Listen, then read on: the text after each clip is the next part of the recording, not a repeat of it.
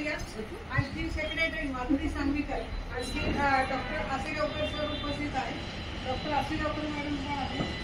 आणखी आपण आता हा कार्यक्रम सुरू करतोय. तर माझी अशी इच्छा आहे की सगळ्यांना या संस्थेच्या कार्याबद्दल थोडी माहिती मिळावी, म्हणून जर कोणी आम्हाला काही सांगितलं त्याबद्दल तर बरं पडेल.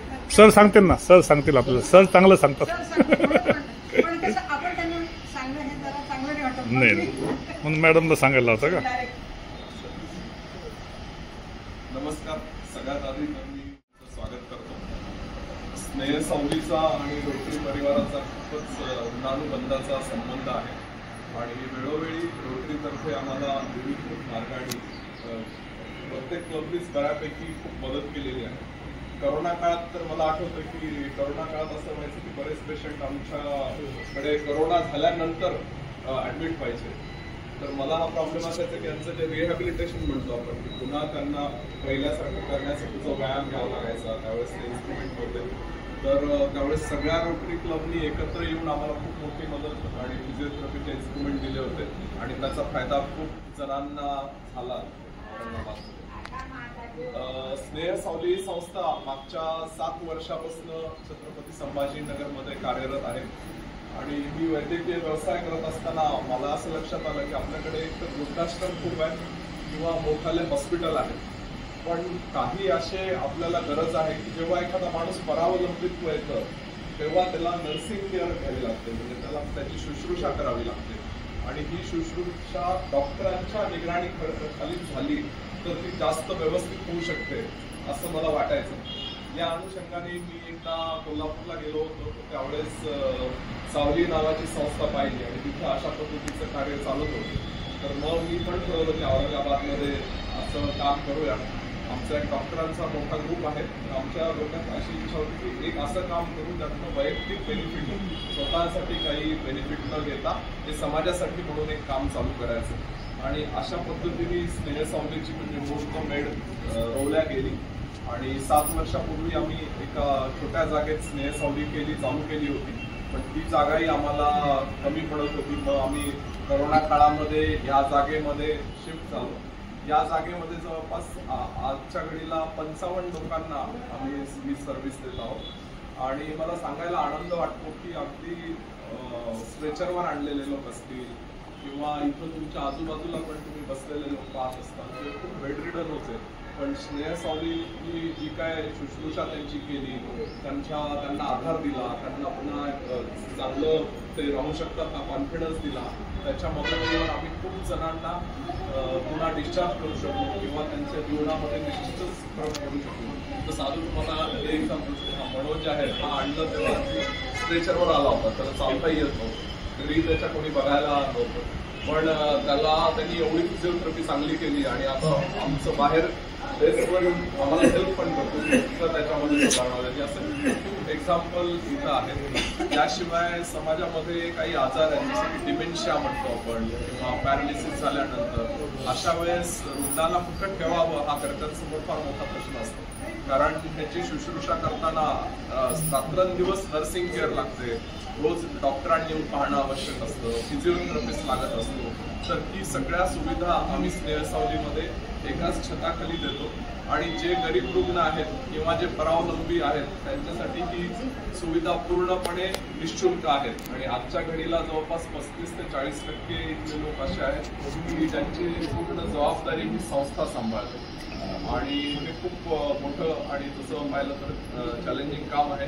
पण आमचे सगळे सहकारी इथे विविध ह्याच्या माध्यमात स्नेह सावलीच्या माध्यमावर जोडले गेले आणि हे शक्य होत आहे. हवे मॅडम पेडियाट्रिक फिजिशियन म्हणून काम करायच्या आधी त्यांनी स्वतः व्हॉलेंटरी रिटायरमेंट घेतली आणि आता पूर्ण स्नेह सावलीच्या कार्यामध्ये त्यांनी स्वतःला झोकून दिलेलं आहे. त्याशिवाय माझे बरेचसे मित्र पण मला ह्या कार्यासाठी मदत करत असतात आणि अशा पद्धतीने आम्ही संस्था चालवतो. शेवटी महत्वाचं माझ्या एका मित्र अविनाश रत्न पारखी म्हणून, तो इंग्लंडमध्ये इंटेन्सिव्ह केअर युनिट चालवतो. तर त्याचा एक 10,000 स्क्वेअर फीटचा प्लॉट होता इथे सुधाकर नगरच्या रोडवर. तर त्यांनी जेव्हा आमचं एक काम पाहिलं तेव्हा तो मला म्हणाला की हा मी प्लॉट तुम्हाला स्नेह सावलीला त्यांनी डोनेट केला तो मला, आणि तो प्लॉट आमची आम्हाला वाटलं स्नेहा सावली इतक्या लवकर स्वतःची इमारत बांधू शकेल नाही आणि स्वतः बिल्डिंग बांधू शकेल, पण आम्हाला तुमच्यासारखे Rotary Club, LIC of India आणि बऱ्याच संस्थांनी मदत केली आणि मला सांगायला आनंद वाटतो की अशीच जर आमची मदत चालू राहील तर बहुतेक पुढल्या 4 परिवार आणि स्नेह सावलीचा आमचा कौटुंबिक परिवार, स्नेह सावलीचे आणि माझे जवळजवळ गेल्या 5 वर्षापासून हे अतिशय जवळचे संबंध आहेत. अधूनमधून बऱ्याच वेळेला भेटही दिलेली आहे. मध्यंतरी एक प्रसंग असा आला की माझ्याच कोर्टामधल्या एक न्यायाधीश मॅडम असं म्हणाल्या की सर आमची बदली पुण्याला झालेली आहे आणि घरी नणंद आहे, दुसरं नणंद त्याच्याशिवाय कुणीही घरी नाही, तर काय करता येईल आपल्याला, काय करता येईल हा प्रश्न विचारल्याबरोबर माझ्यासमोर स्नेह सावली आली आणि लगेच त्यांना सांगितलं की तुम्ही या दिवशी इथे आहे, आपण इथे चर्चा करूया. लगेच इथे आलोत आम्ही, इथे चर्चा केली आणि तो प्रश्न सहजतेने सुटला.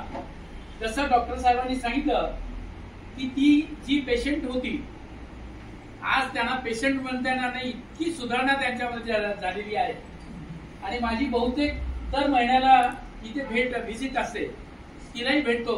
आता आपणही त्यांना भेटूया तिथे वरती. तर असं हे जे सेवाभावी कार्य आहे, हे सेवाभावी कार्य या संदर्भात मी एवढंच म्हणेल, देणाराने देत राहावे, घेणाराने घेत राहावे, घेणाराने घेता घेता देणाराचे हात घ्यावे. वा वा. हे जे आहे याचा अर्थ असा की डॉक्टर साहेबांच्याकडे जी सेवाभावी वृत्ती आहे ती आपल्याला घेऊन जायची आणि म्हणून आपण भेट दिली. ही सेवाभावी वृत्ती, आपण तर तसं सेवाभावी कार्यच आपण करत असतो, पण त्या दृष्टीनं आपल्यालाही हे घेऊन जायची आहे आणि लवकरच डॉक्टर साहेबांनी सांगितल्याप्रमाणे कदाचित ऑगस्टपर्यंत त्यांच्या नव्या वास्तूमध्ये जाणार आहोत आणि नव्या वास्तूमध्ये गेल्यानंतर आपण आपल्या नव्या वास्तूमध्ये गेल्यानंतर जो मनोमन आनंद आपल्याला होतो, तोच आनंद सोहळा आपण तिथे संपन्न करणार आहोत. आपल्याला निमंत्रण द्यायची गरज नाही, कारण आपण आता या परिवारातले आहोत आणि डॉक्टर साहेब देतील तसं निमंत्रणही देतील. त्या पद्धतीनं या स्नेह सावलीविषयी जे अतूट संबंध आपले आहे ते असेच कायम राहावे, एवढीच विनम्र आवाहन करून मी थांबतो.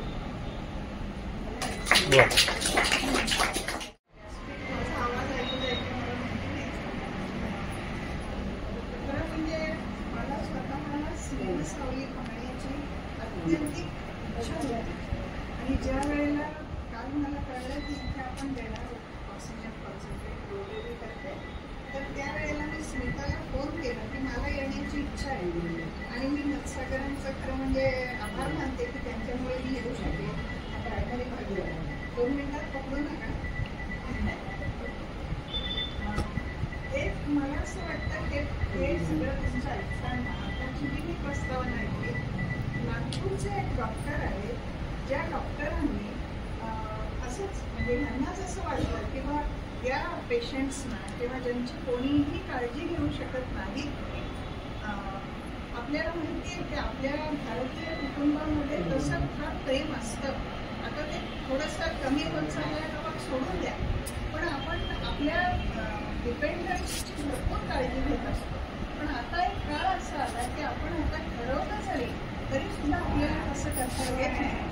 अशा वेळेला आपल्याला अशा पद्धतीची संस्था आपल्यासाठी असणं ही गोष्ट खरोखर फार महत्त्वाची आहे. पूर्वी मला असं वाटलं होतं की इथे अत्यवस्थ जेवढे पेशंट आहेत तेवढेच इथे असतात आणि बाकीचे नसतात. पण नंतर डॉक्टर माहिती याच्या परत गेलेल्या मी पाहिलेले आहे किंवा माझ्या ओळखीचे काही पेशंट्स इथे आहेत होते मी आणि ते आपापल्या तरी सुखरूप पोचले ज्या वेळेला, त्यावेळेला हे नुसता वृद्धाश्रमासारखा भाग नसून हे हॉस्पिटल आहे निश्चितपणे, जिथे सेवाभाव हा स्थायी भाव आहे. सेवाभाव ही मूळ कल्पना आहे, मूळ भावना आहे. हे मला ज्या वेळेला कळलं त्यावेळी मला फार छान वाटलं आणि म्हणून मी आमची संधी सोडली नाही. मी नागपूरच्या डॉक्टरचं सांगत होते की ते डॉक्टर ज्या वेळेला जायचे हॉस्पिटलला तर त्यांच्या हे लक्षात आलं की रस्त्याने काही वृद्ध बसलेले आहेत रस्त्यावर काय यांचं गरज असेल त्यावेळेला त्यांनी विचारलं. त्यांच्या लक्षात आलं की त्यांचं कोणीच नाही, त्यांचं करणारं कोणीच नाही.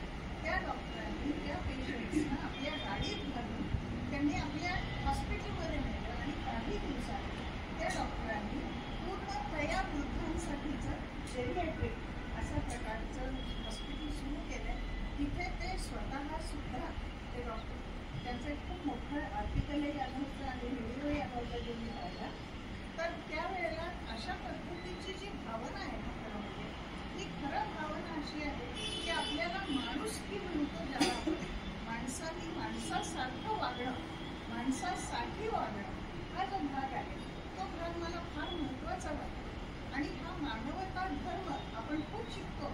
आपल्या शाळेमध्ये मानवता धर्माचे गाणे आपण म्हणतो, ऐकतो, इतरांना सांगतो, आम्ही व्यासपीठावरून तर कायम बोलतो. पण ऍक्च्युअली ज्या वेळेला आपल्याला मानवता दाखवण्याची वेळ येते त्यावेळेला आपण 10 पावलं मागे सरकतो. आपल्यापैकी प्रत्येक जण, नको ही जबाबदारी, मी तुम्हाला थोडीशी मदत करू शकतो, मी तुम्हाला घसघशीत मदत करतो असं होत नाही. पण स्नेहसावली मला असं वाटतं या बाबतीत भाग्यवान आहे की लोक त्यांना घसघसून मदत करताहेत. त्यांची उत्तरोत्तर अशीच प्रगती व्हावी आणि रोटरीमुळे माझा या संस्थेशी कायम अशाच पद्धतीचा संबंध राहावा अशी माझी या इच्छा आहे. इथे डॉक्टर भावेंसारखे आहेत, खरं म्हणजे बरेच डॉक्टर्स माझ्या ओळखीचे आहेत आणि बरेच डॉक्टर्स आमचे इथे राहून गेलेले आहेत. कुसळकर होते, त्याच्यानंतर भोईश्वर देशमुख होते. अरविंद देशमुखने आता जे विचारले ते म्हणजे चांगले, आता मी तर लहान आहे तो वयाने, त्याच्यामुळे तरी सुद्धा मी म्हणेन की तो माझा स्नेही आहे. आणि अशा पद्धतीने याचं काम चाललेलं आहे हे कौतुकास्पद आहे. आपल्या रोटरी यांच्यासाठी ही थोडीफार आपण मदत करू इच्छितो, त्या पद्धतीने केलेली आहे. पुढे आम्हाला जास्त वैयक्तिक सुद्धा मदत देण्याची वेळ आम्ही जरूर देईल. आणि प्रोजेक्ट आतापर्यंत राबवलेले आहेत. आणि मुळात सांगायचं तर ह्या संस्थेबद्दल आम्हाला इतकी आत्मीयता आहे आणि गेले 7 वर्ष जवळजवळ या संस्थेशी संबंध आहे. आणखीन खरंच इथे इतकं चांगलं काम होतं कमालीच्या बाहेर. आणखी त्यांनी जे स्नेहसावली नाव दिले ते पण अगदी योग्य आहे. म्हणजे मायेची सावली असावी असं इथे आहे सगळं. म्हणजे या सगळ्या रुग्णांना इथे इतकं प्रेमाने सांभाळलं जातं सगळ्यांना. त्याच्यानंतर इथे इतके उपक्रम राबवले जातात. नंतर सगळे सण वगैरे आपल्या घरी जितके आपण साजरे करणार नाही तर तितके इथे साजरे होतात. अगदी सुंदर, म्हणजे अगदी तुमची गोकुळाष्टमी असो किंवा काही पण असो, कारण त्याचे सगळ्याचे मी ते तुमचे ते व्हिडिओ आणि सगळं अगदी बघत असते. कारण मी इथल्या याच्या ग्रुपमध्ये पण आहे, त्याच्यामुळे इथं किती काम चांगलं केलं जातं ते मी बघते. म्हणजे तुम्ही लोक तर आहातच, पण अक्षयाचं पण आहे, त्याच्यानंतर आता भावे मॅडमचं पण ऐकलं. म्हणजे त्या स्वतः डॉक्टर असून सुद्धा त्यांनी आता रिटायरमेंट घेतली, आणखी 24 तास ते इथं असतात. तर तसं इथं सगळ्यांकडे अगदी प्रेमाने लक्ष दिलं जातं. आणि आता आपण बघतो की जी आपली काय म्हणता येईल का विभक्त कुटुंब पद्धतीमुळे घरात लक्ष द्यायला खरंच कोणी नसतं. आणि अक्षरशः आपण बघतो तर माणसं एकटी पडलेली आहेत सगळीकडे. म्हणजे पैसा आहे, सुख आहे, भौतिक सुख सगळी आहेत, पण माणसांना कोणी बोलायला नाहीये, कोणी समोर दिसत सुद्धा नाही. म्हणजे बोलणं तर दूरच राहिलं, हसणं दूर राहिलं. आणखीन ते सगळं त्यांना इथे हे उपलब्ध करून देतात. आणि इथं ना असं मायेने केलं जातं. म्हणजे की आता मला काम करावं लागतं ही भावना कोणाच्याही चेहऱ्यावर दिसत नाही. इथं सगळे असे मायेने प्रेमाने सगळ्यांचं हे काम करत असतात. आणि त्याच्यामुळे स्नेहसावलीचं हे जे यश आहे, म्हणजे पहिले असं वाईट वाटायचं की अरे किती लोकांना इथं राहावं लागतं, पण असं नाही. इथं आलं की कळते की काही नाही, उलट ही लोक आनंदात आहेत. म्हणजे उलट ह्या लोकांना स्नेहसावलीमुळे एक चांगलं काम, आपलं सगळे मित्रमंडळ, आणखीन आपल्याकडे लक्ष देणारी माणसं मिळत आहेत, सगळ्या सुविधा इथं हे केल्या जात आहेत, सगळे सर्व सांभाळले जात आहेत. तर अशी चांगली संस्था म्हणजे आता निर्माण झालेली आहे. म्हणजे या नक्कीच सगळ्यांना आधार आहे. आणि इथं एक वैशिष्ट्य म्हणजे असं आहे की फक्त हे वृद्धांसाठी नाही आहे तुमचं, म्हणजे यांच्याकडे लहान मुलांपासून आणि दुसरं म्हणजे यांनी इतकी सगळ्यांची सोय बघितलेली आहे की म्हणजे इथं आलं की तुम्ही महिनाभरच राहा किंवा वर्षभर राहा असं नाही. तुम्ही अगदी 1 दिवस, 2 दिवस, 4 दिवस, 8 दिवस, म्हणजे आपल्याला लग्नाला कोणाला जायचं असेल, आणखीन आता घरातल्या वृद्धांना काय करायचं आपण, तर आपण त्यांना इथं 1-4 दिवस आणून ठेवू शकतो. म्हणजे ही पण सोय यांच्याकडे आहे. आहे ना ही पण हो, आहे. तर ही पण आहे. दुसरं म्हणजे तुम्हाला वाटलं तर वर्षभर ठेवा, तुम्हाला वाटलं तर महिनाभर ठेवा. म्हणजे आता खूपदा काय होतं, आता समजा माझे वडील येतात तर किती 92 वर्ष येते. आणखीन असंच होतं की घरात सगळे नोकऱ्या करतात, ते एकटे असतात. तर मागे मागच्या वेळेला तेच म्हणलं होतं की इथं जागा मिळू शकेल का त्यांना. तर पण फक्त कसं आहे की ते एकत्र कुटुंबात राहिलेले, मग त्यांना आवडेल का नाही. तर ती म्हणे तुम्ही 8 दिवस इथं ठेवू शकता. तर त्यांना असं वाटलं की इथं बरं वाटतंय तर राहू शकतील, नाही तर तुम्हाला जर नाही वाटलं तर तुम्ही परत नेऊ शकता. म्हणजे इथं सगळ्या गोष्टींनी यांनी जो विचार केलेला आहे तर तो खरंच खूप चांगला आणि कौतुकास्पद आहे, असं हे आहे. आणि त्यासाठी रोटरीला पण म्हणजे आम्हाला असं नेहमी वाटतं की काही जर मदत करायची झाली तर पहिलं आम्हाला स्नेह सावलीचं नाव डोळ्यासमोर येतं. म्हणजे आता हे काय झालं की 13 ऑक्सिजन कॉन्सन्ट्रेटर आमच्याकडे आले. तर आमच्या डीजी मॅडम जे आहेत, स्वाती हेरतल मॅडम, स्वाती हेरतल मॅडम त्यांचं नाव दिलं आणि रत्ननिधी चॅरिटेबल ट्रस्ट आम्हाला दिलं. तर मग पहिलं नदीचं नाव आम्ही स्नेह सावली ठेवलं की नाही पहिले तुम्हाला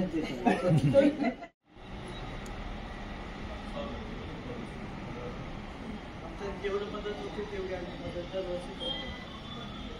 पर्सनली पण करतो आणि क्लबतर्फे पण करतो.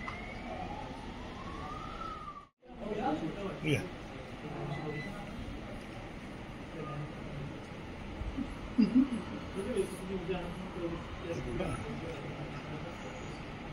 Yes, thank you. परिवारातर्फे मी आपल्या सर्वांचे मनपूर्वक आभार व्यक्त करते.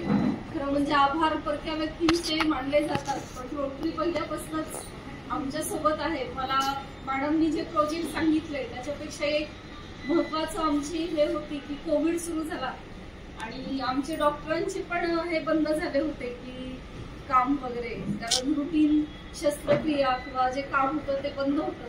आणि इथे जे राहणारे इन्मेट्स आहेत त्यांच्याकडून पण जे पेमेंट करायचे ते सुद्धा करू शकत नव्हते. आणि मग आम्हाला रुटीन खर्च कसा चालवायचा ह्याचं हे होतं.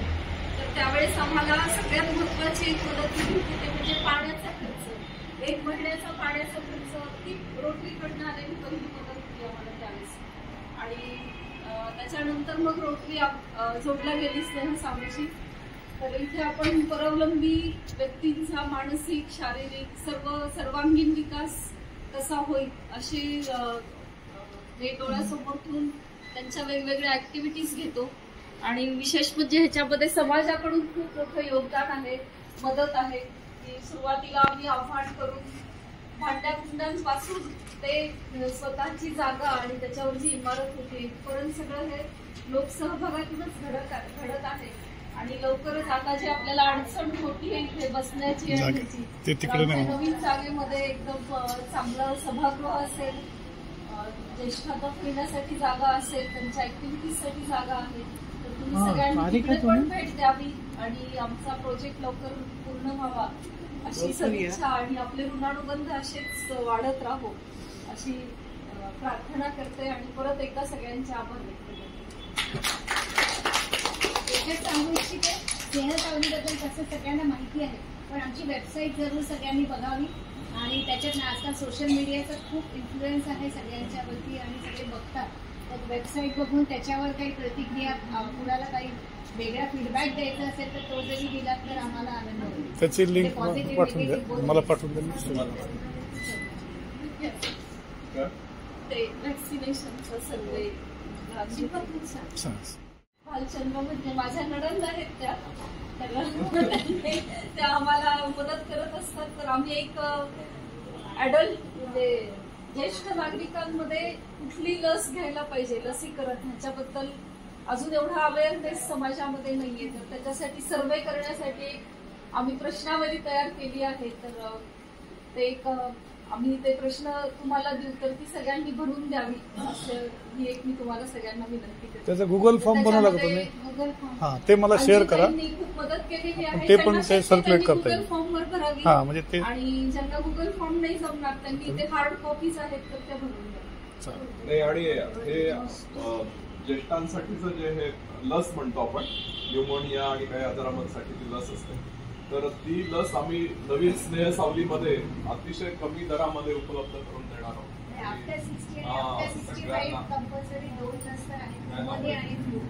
सांगायचं नाही सर्व